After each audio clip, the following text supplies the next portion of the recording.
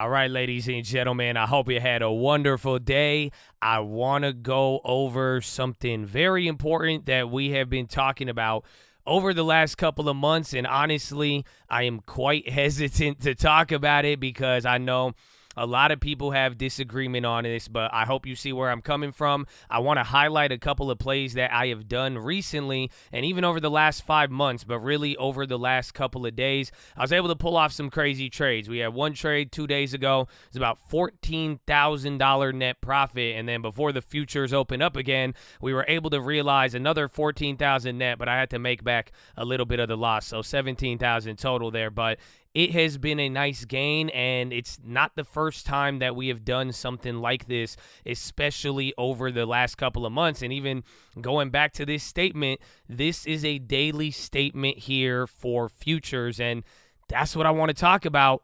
Options is a scam, and futures is good. See, now they opened up. Now they reset. Futures is 25.7 or something like that. It's actually pretty wild how it works. But what I want to show here is really how we were able to do it, and it's not anything complex. I know everybody you want a secret sauce. You're not really going to get it right here, but if you're able to take what you learn from this, and especially if you watch on stream, youtube.com/thestockmarket, I mean, come on, post it below. Post it in the comments. Did you watch this live? We do it all there, and even if I'm using big size, one thing I always say, just go a lot smaller, and hopefully you can learn from the logic. And even then, I'm going to explain this trade, and I don't think it's over, and I actually plan on doing it again. But what I want to start here with and what I'm saying is that I don't think futures are for everybody. You could lose more money than you put in. None of this is a recommendation. I'm not a financial advisor and nothing of that nature. I am a Middle Eastern boy from San Diego, man. Like, that's it. Like, it's just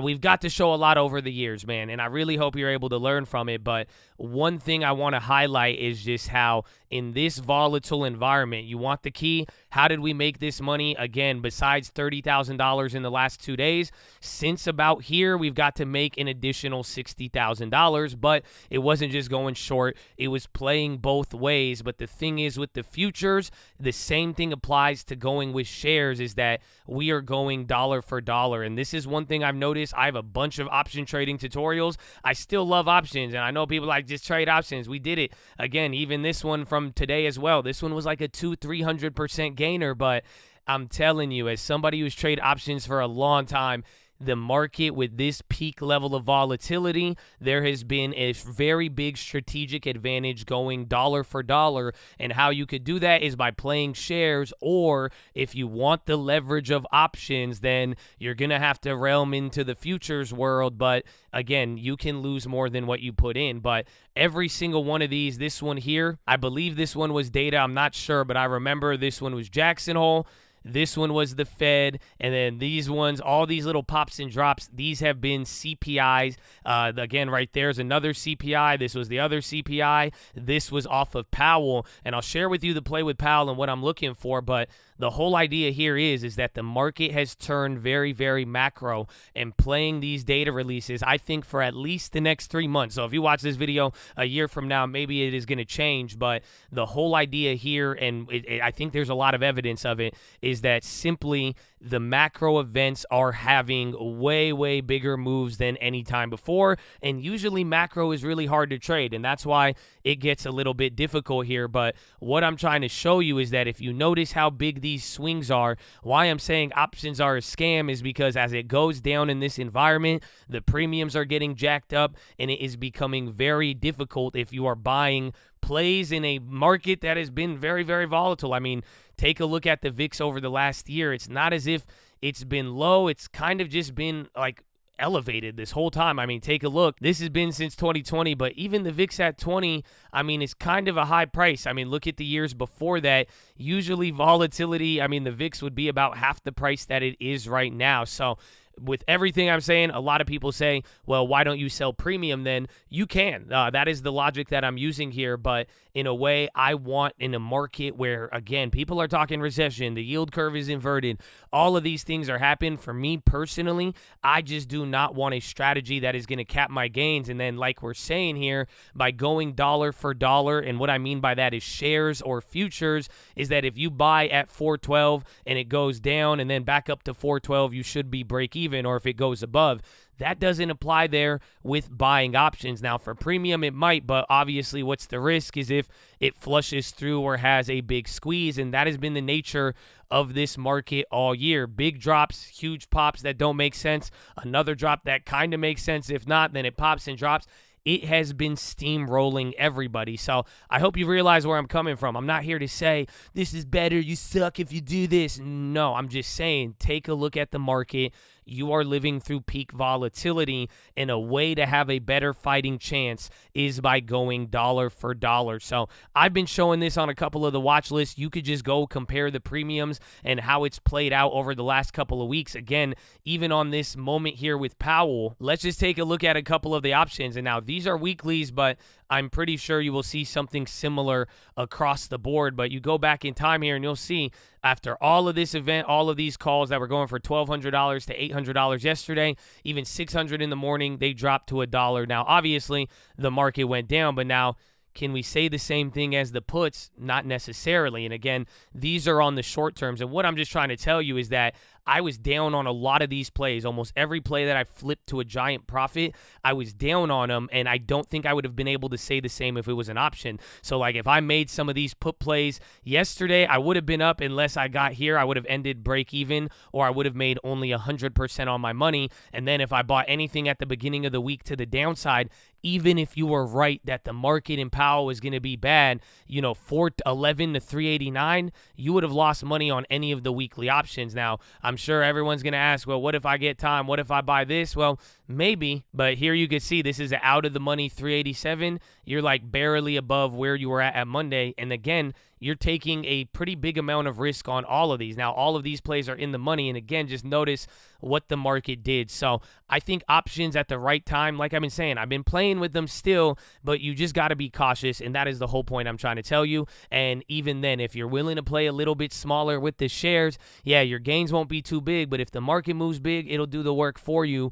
There is opportunity there going dollar for dollar with shares or futures, but none of this is a recommendation. It is all up to you. Now, to go over the play, it was pretty simple what I did yesterday. I bought a short NASDAQ. I went with two of these, and this would cost you you would need about $40,000 of cash, and you could lose more than what you put in. I even had a ES, I believe, where is it?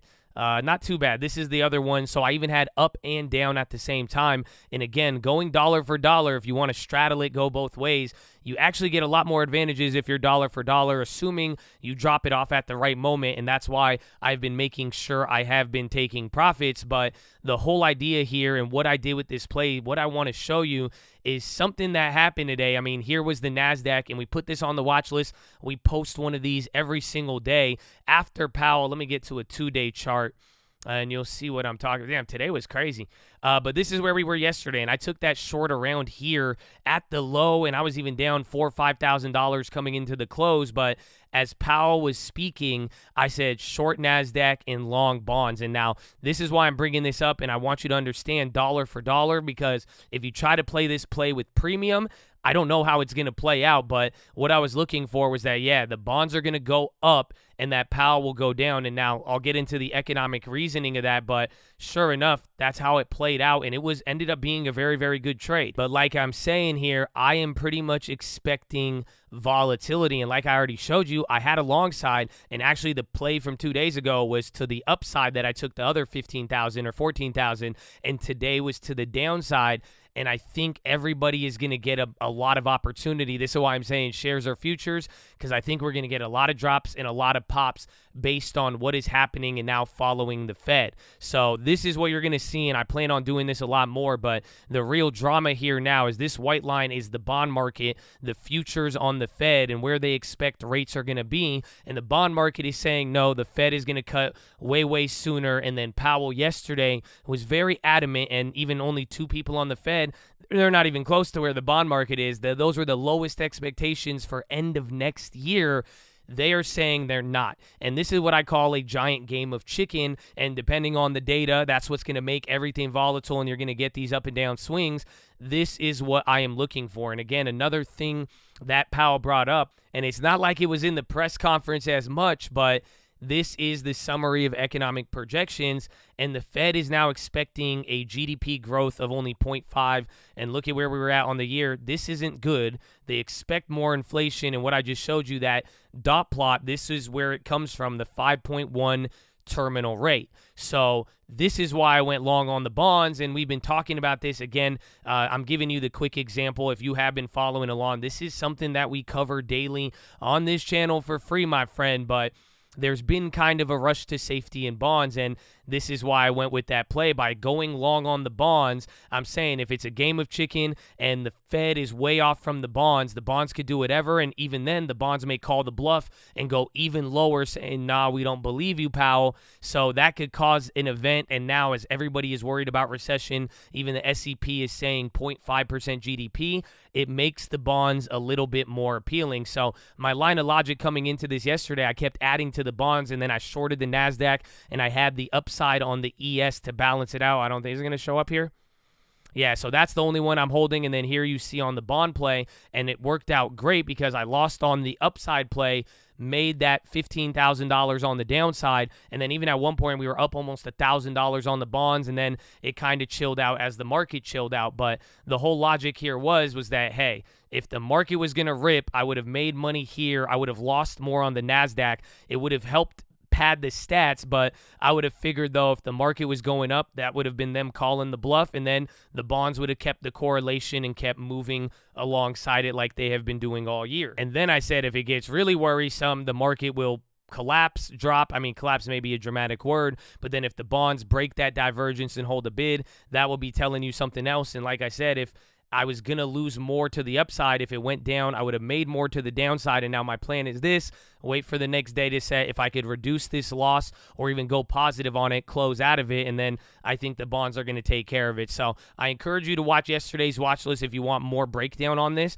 because I go over it a lot better, and really it's just simple here. The bonds now are going to give me some more downside protection, and then we're going to see as the data and heightened volatility swings us back and forth. But the way you're going to do it, it's one thing to know what's going to happen. That's what I've learned this year, but how you play it is important, and I'm telling you, go small, and that is something there. So paper trade the futures to start with.